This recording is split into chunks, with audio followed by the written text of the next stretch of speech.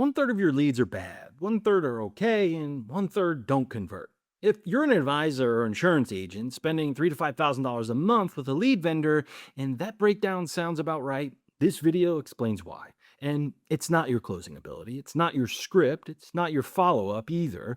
It's an architecture problem, and once you see it, you can't unsee it. Now, I own an independent RIA and I practice what I preach. And the AAB campaigns we run are currently driving more than $300 million a year in annuity production.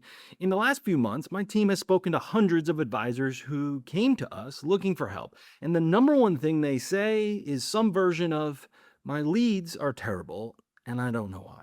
So in this video, I'm going to show you the 3 structural reasons generic lead vendors don't convert.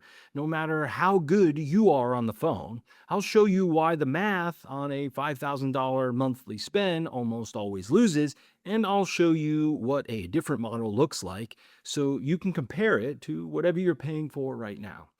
This matters now because lead pricing is going up, lead quality is going down, and the agents who keep paying without understanding the model are getting wiped out month after month. So let's get into it. Every lead vendor sells you the same belief: more leads equals more business, more at bats equals more chances to close. On paper, it makes sense. Baseball works that way, sales reps in other industries work that way, so you assume annuity leads work that way too. But here's the problem. In baseball, every at bat is the same shape, same pitcher distance, same strike zone, same ball. Volume of at bats really does correlate to volume of hits. In the lead vendor world, every at bat is structurally different. Some are ice cold, some are recycled, some are people who don't even remember filling out a form. The at bat itself is broken, so volume doesn't fix it. It just gives you more broken at bats.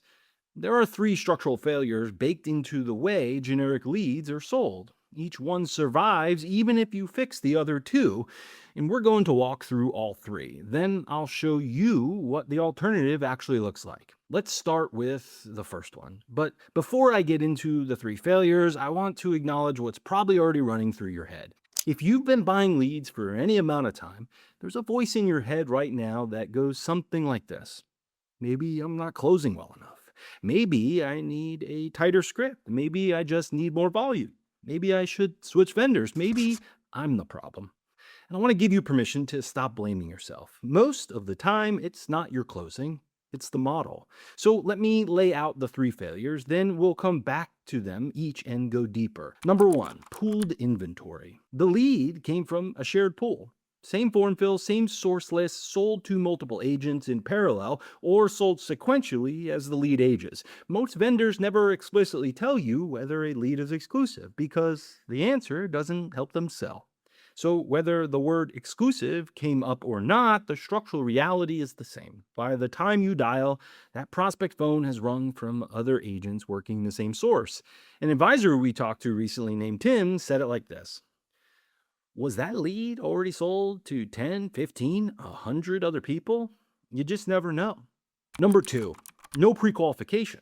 The prospect filled out a form to get an offer. That's the entire filter. They haven't shown assets. They haven't demonstrated intent. They haven't been vetted in any way. You're buying a name attached to a phone number, not a qualified opportunity.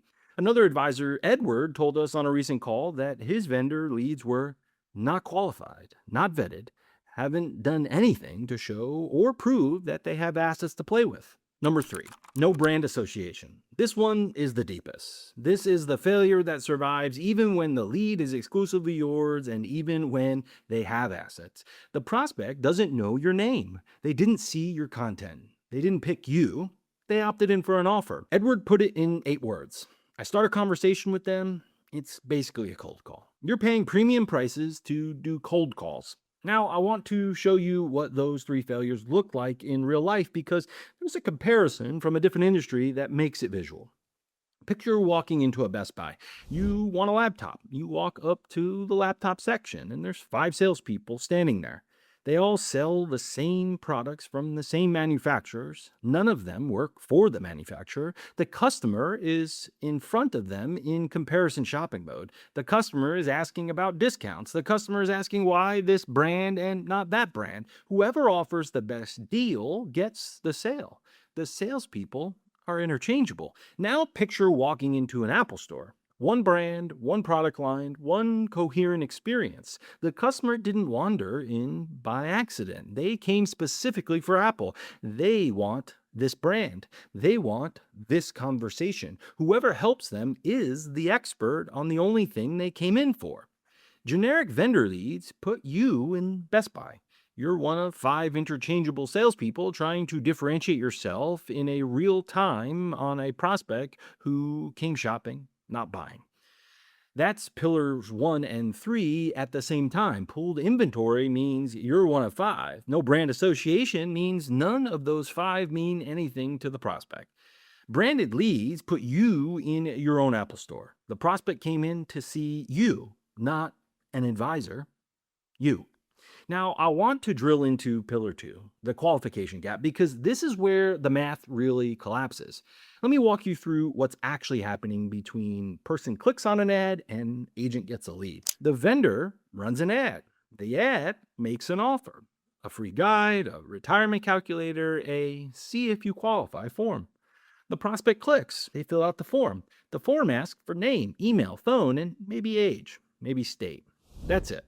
That is the entire filter. There's no asset test, no income test, no intent test, no buying stage filter, nothing that confirms this person can actually buy what you sell, nothing that confirms they actually want to buy what you sell, nothing that confirms they're ready to buy what you sell.